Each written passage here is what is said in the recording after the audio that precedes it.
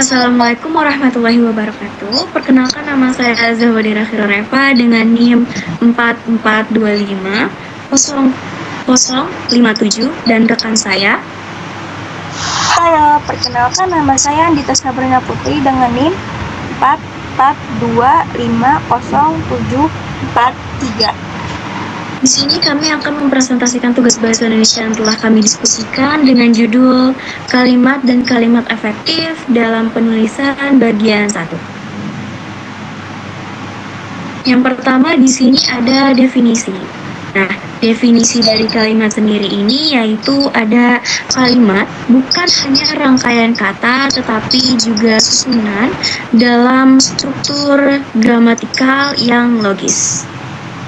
Lalu, di sini ada definisi menurut para ahli. Ada dari Goris Karaf dan juga dari Harimurti Tridalaksana. Nah, dari Goris Karaf ini, dia menyebutkan bahwa bagian ujaran yang lengkap ditandai kesenyapan dan intonasi.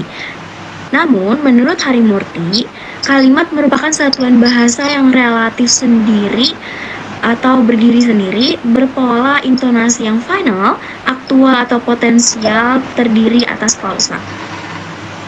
Lalu di sini ada jenis-jenis dari kalimat.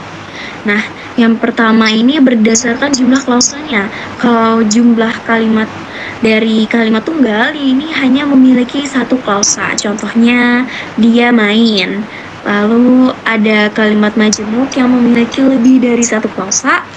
Dan kalau kalimat bertingkat, dia memiliki inti dari klausa dan juga bawahannya. Contohnya itu ada karena, jika, ketika, akan, agar, dan lain-lain. Lalu ada berdasarkan fungsinya. Yang pertama ada deklaratif atau berita. Dia penyampaian berita diakhiri dengan tanda baca titik. Lalu ada interrogatif, yaitu tanya. Maksudnya adalah mengandung pertanyaan diakhiri tanda tanya. Ada tanya total, jawabannya itu bisa iya bisa tidak, dan parsial, jawabannya itu detail. Lalu ada imperatif atau perintah. Nah, maksudnya adalah menyuruh atau larangan diakhiri dengan tanda seru. Bisa berupa perintah, ajakan, larangan, permintaan, syarat, atau ejekan. Lalu ada ekslamatif atau seru. Maksudnya adalah ungkapan emosi atau perasaan yang diakhiri dengan tanda seru. Lalu ada berdasarkan kelengkapan unsurnya. Yang pertama itu ada mayor atau lengkap. Dia unsurnya yang pertama ada dari S atau subjek, lalu ke P atau predikat. Lalu ditambahkan dengan O atau objek, lalu ada pel atau pelengkap, dan kemudian ada ket atau keterangan.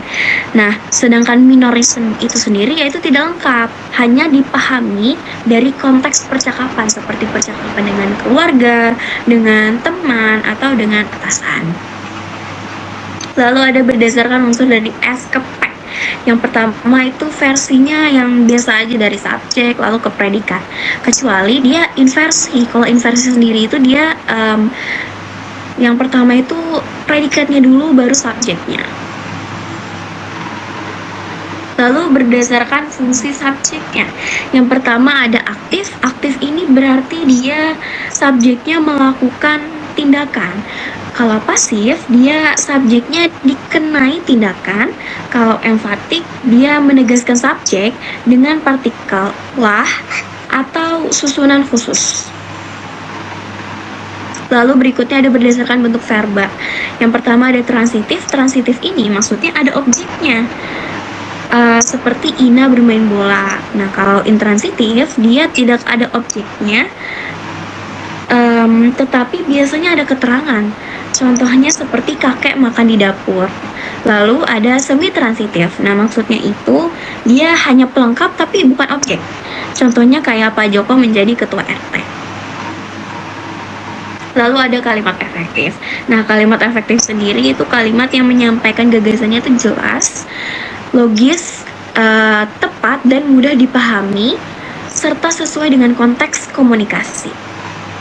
Lalu ada syarat dari kalimat efektif. Nah, syarat-syaratnya itu apa aja sih?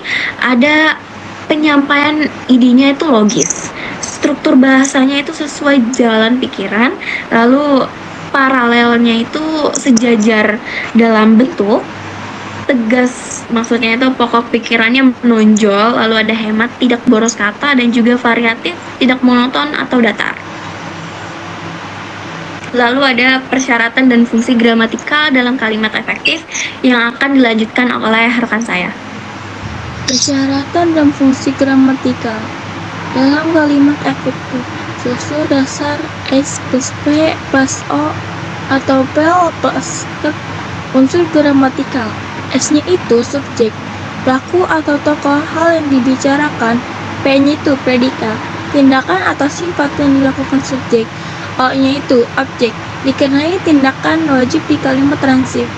L-nya itu pelengkap, melengkapi predikat tidak bisa dijadikan subjek pasif. T-nya itu keterangan, menjelaskan unsur kalimat posisinya bebas. Kepaduan koherensi dalam kalimat. Koherensi, hubungan timbal balik antar unsur kalimat, kata, frasa, klausa yang jelas, benar, dan logis. Kohesi, keterpaduan bentuk bahasa, kata hubung, konjungsi, tanda baca. Contoh salahnya, tidak koherensif. Pelaksanaan seminar itu karena jalan macet harus ditunda 1 jam kemudian. Contoh benar, koherensif. Karena jalan macet, pelaksanaan seminar itu ditunda 1 jam kemudian. Kesimpulannya, kalimat adalah satuan bahasa bermakna lengkap, memiliki intonasi final berbeda dari klausa. Jenis kalimat dibedakan berdasarkan jumlah klausa, fungsi kelengkapan susunan subjek, dan bentuk verba. Kalimat efektif adalah kalimat yang jelas, tepat, logis, padu, hemat, variatif, dan sesuai konteks. Unsur S sampai P sampai O sampai PL sampai K harus dipahami agar kalimat tersusun dengan baik, koherensi, dan kohesi. Penting untuk menjaga keterpaduan makna dalam penulisan, terutama dalam karya ilmiah. Segitu saja yang dapat kami sampaikan. Kurang lebihnya mohon maaf. Wassalamualaikum warahmatullahi wabarakatuh.